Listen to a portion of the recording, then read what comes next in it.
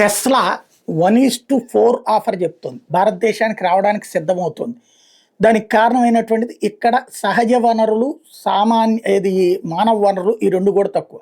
అయితే చైనాతో పోల్చుకుంటే మన దగ్గర టెక్నికల్ నాలెడ్జ్ ఉన్నటువంటి పీపుల్ కొంత తక్కువే ఉంది. ఇప్పుడు ఆ ఉన్నటువంటి వాళ్ళందరికీ ఒక చక్కటి ఆపర్చునిటీ. అదే సందర్భంలో ఇప్పటికే సాఫ్ట్వేర్ వైపు అయిపోతుంది. ఆర్టిఫిషియల్ ఇంటెలిజెన్స్ వచ్చాక ఈ కోడింగ్ లాంటి వాటికి సంబంధించిన ఉద్యోగాలు పోతాయి. వాళ్ళకి ఇప్పుడు ఇలాంటి మ్యానుఫ్యాక్చరింగ్ సెక్టార్కి సంబంధించినటువంటి, లేకపోతే ఆటోమొబైల్ సెక్టార్కి సంబంధించి, ఎలక్ట్రికల్ వెహికల్స్ సంబంధించినటువంటి ఈ రూట్లోకి రావడానికి ఉపయోగపడుతుంది.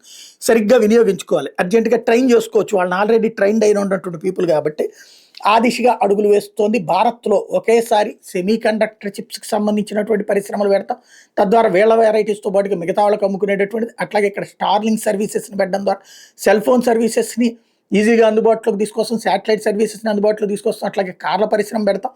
ఇక్కడ మ్యానుఫ్యాక్చరింగ్తో పాటుగా ఇక్కడే ఏర్పాట్లు చేస్తాం. అదే సందర్భంలో ట్విట్టర్కి సంబంధించినటువంటి కార్యకలాపాలకు సంబంధించినటువంటి ఇష్యూస్ కావచ్చు, ఇతరత్ర ఆర్టిఫిషియల్ ఇంటెలిజెన్స్కి సంబంధించి కానీ ఇండియా నుంచినే మేము మూవ్ అవుతాము, ఇక్కడ మాకు పూర్తిగా రాయితీలతో పాటుగా పూర్తి స్వేచ్ఛాయుత వాతావరణం కావాలని అడుగుతున్నాడు మస్క్. భారతదేశానికి రాబోతోంది అదే, అమెరికా నుంచి ప్రెషర్ అదే నడవబోతోంది.